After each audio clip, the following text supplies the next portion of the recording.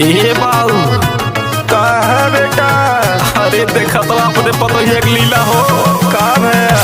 अरे कहा लाग बिया हमार करवा दहला। अरे चुप रहो ससुरा। अरे बाऊ हो बाऊ का बताए तो है का रे पगला बताइबे तब ना। अच्छा लाई सुनाए बाऊ।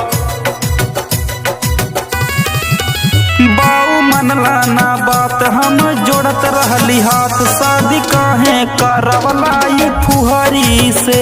शादी काहे करवलाई फुहरी से। शादी काहे करवलाई फुहरी हो फुहरी से ये छछुनरी से होई फुहरी से शादी काहे करवलाई फुहरी से। शादी काहे करवलाई फुहरी से। शादी काहे करवलाई फुहरी से। ये बेटा अरे इतना सुगर पतो लाके तोहके दे डाली तब तू का बोला तारा? अरे बाऊ कितनी सुघरिया तो बड़े अच्छे समझा रहा था ये बाऊ। हंसा दला तू हमके। अब का हो गले? ला सुना बतावा था ये बाऊ। हो बड़ बड़ बार ये कर लागे जैसे झौआ रोज रोज काहे लावा तेल गमा कौआ। रोज रोज काहे लावा तेल गम कौआ। गुटका पुकार खाले सुपारी बोलला पे बाऊ देले घिन घिन गारी। ये बाऊ का बेटा?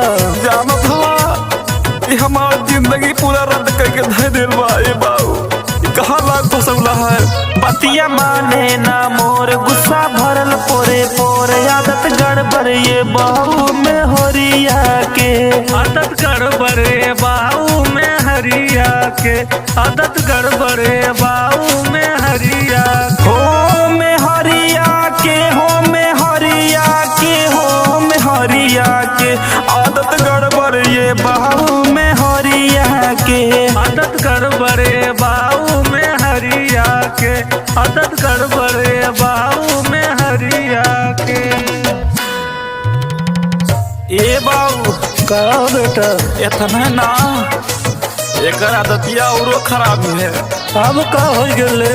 अरे सुनबा तो कपारे हाथ धैले बा। ये बाऊ जिंदगी नरक कैले है। करे जब देखे गलन तो बहुत सही रही ना ये बाऊ सुना हम बतावत है तो है। बताओ। अच्छा हो थरिया भर भात खा ले भारे नहीं पेट हो पेटवा तो लागे कर इंडिया का गेट हो। पेटवा तो लागे कर इंडिया के गेट हो।